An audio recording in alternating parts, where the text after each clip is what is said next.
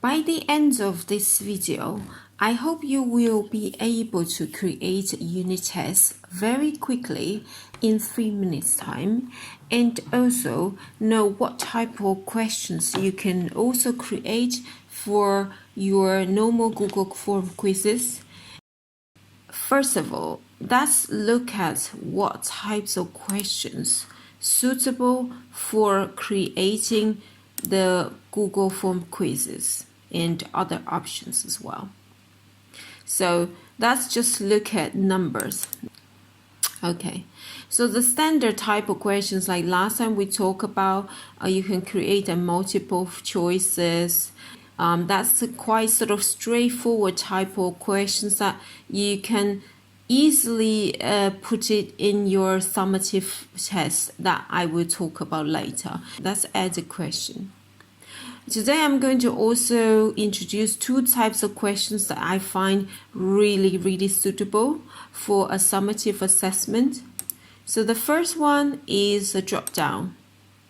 So drop down literally is like you basically have like loads of choices. You can make it up to 10 choices and you have one question. So say if I have number 20. So you can have the first one is 21, second one is 12, third one 13, 14, 5, 6, 8, okay? Now, what you can do here is basically put the point first, right? Now, put it the required, meaning you have to answer this question, and put a shuffle order. So every time you'll be different for different students. Now you just need to copy this.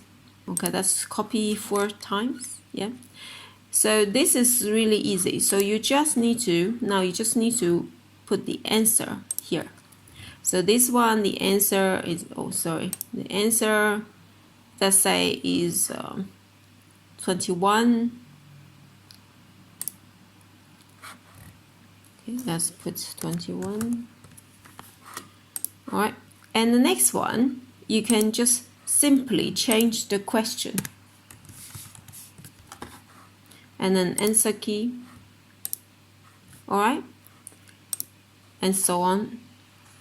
So you see how easy this is. This is a really easy way of create a lot of questions and kind of add a little bit of variety to the questions. The other way you can do is you can also create the question that is, it's basically like a matchup. So it's like a ticks multi-choice is tick box grid. Okay. So tick box grid essentially is like matchup. Let's say match the English with Chinese. Okay, so the first one you can have 10, 12, 45. And the column here are the answers of these.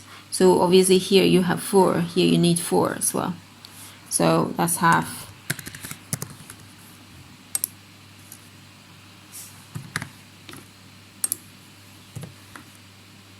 actually you don't necessarily have to worry about the order, because when you choose the shuffle options, it will be different every single time. And now you see the answer key here. So this is 10, okay, 1 point.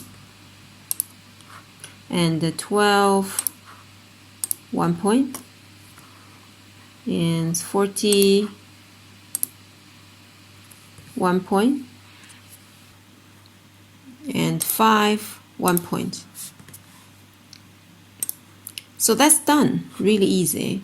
And see, like you already created like you can easily create 20 questions out of this. Really easy. So now we already got this question. Let's take a look at what it will look like. Now I'm going to send the quiz to myself.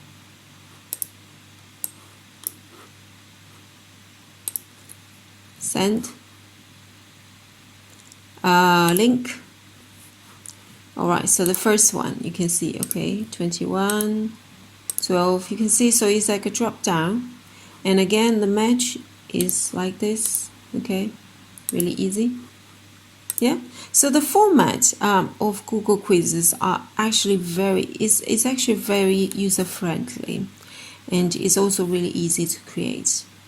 Now, once I've created everything here, I will show you how to actually import the questions that we just created and make a summative quiz.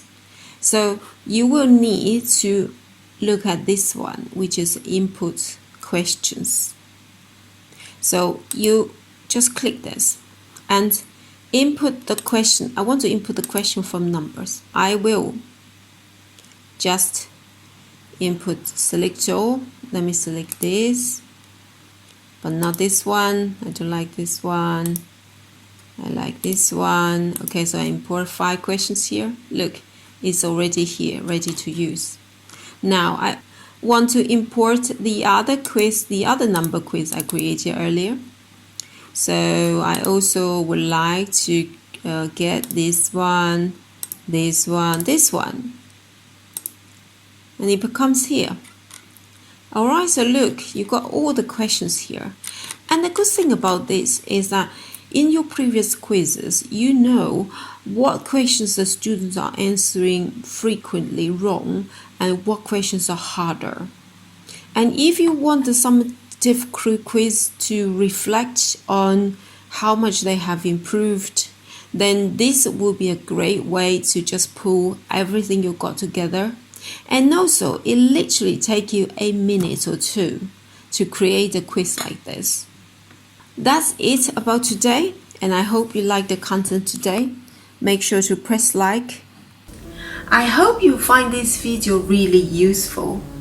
If you also like other ideas about online teaching, or you have other questions about how to use Google Form quizzes, how to use other games online, please watch my other videos.